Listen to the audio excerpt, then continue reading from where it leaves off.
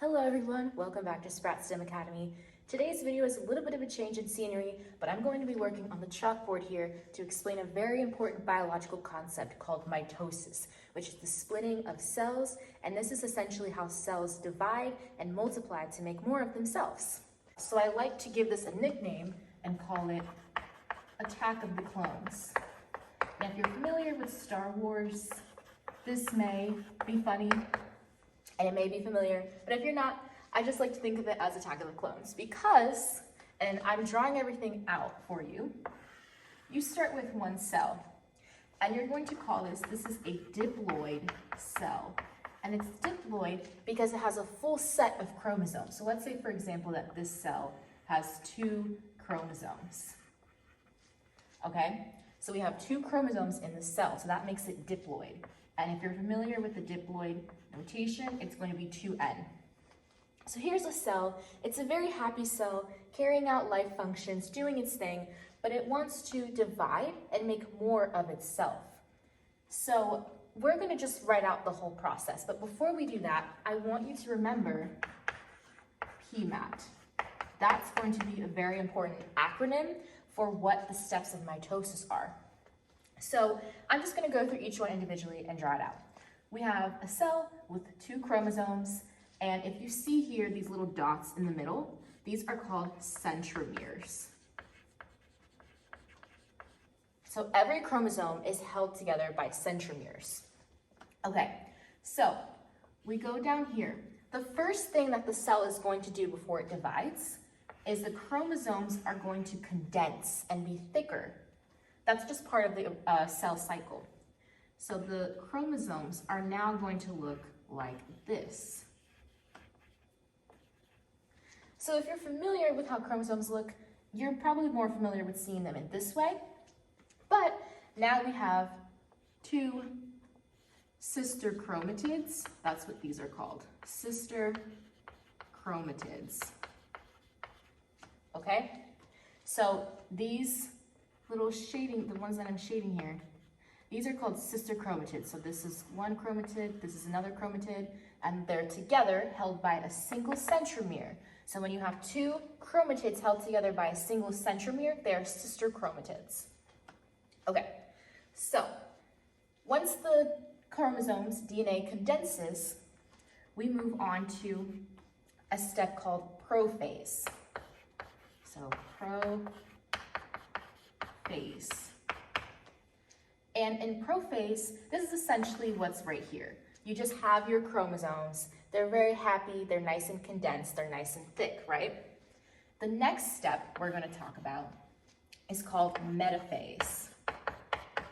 And this step is really, really important in mitosis because this is when you have, so here's your cell. I'm going to move to this side.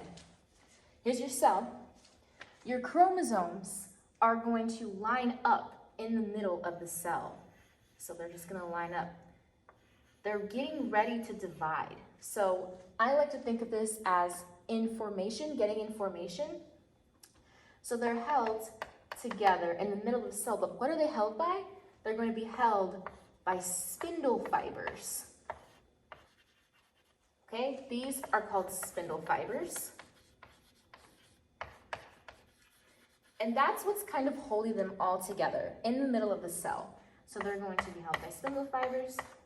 And spindle fibers are going to be kind of formed / held together and organized by a structure called a centriole. Okay? But we've moved from prophase to where our chromosomes were thickening, condensing. Now we're moving to metaphase, where they're all lining up in the middle of the cell plate. Let's move on to our next step, which is called anaphase. In anaphase, this is where the cell, so here's our cell. So we've gone from being lined up in the middle to now the cell is pulling apart these chromosomes. But the pulling apart is actually in a very organized manner. You see how we have a chromosome? It looks like this. Well, in anaphase, this So this chromatid and this chromatid, those are going to be pulled apart. So now, let's say we have this chromosome. It's split apart like this.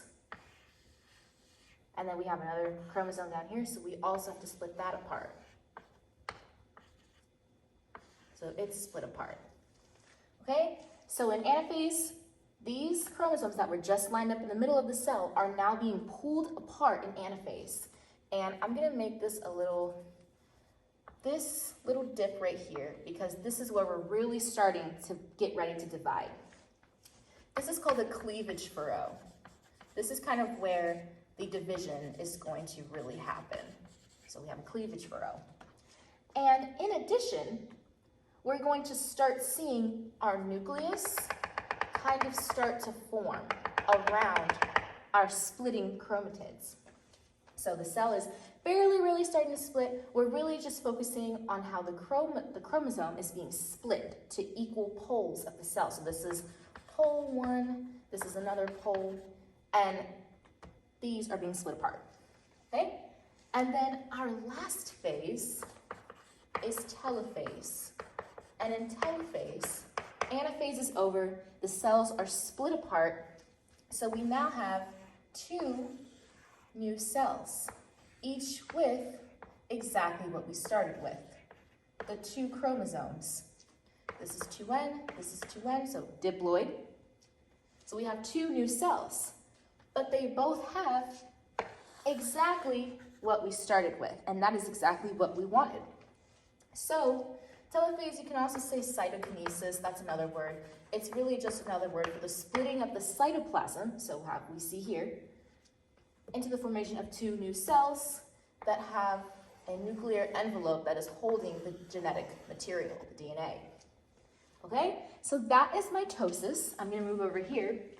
I use PMAP to remember the steps of mitosis in order, because we have prophase, metaphase, anaphase, telophase, PMAP. So that's what I use to remember, but you can use whatever you would like. Those are the steps of mitosis. I hope this made sense. Like this video, subscribe, and follow for more.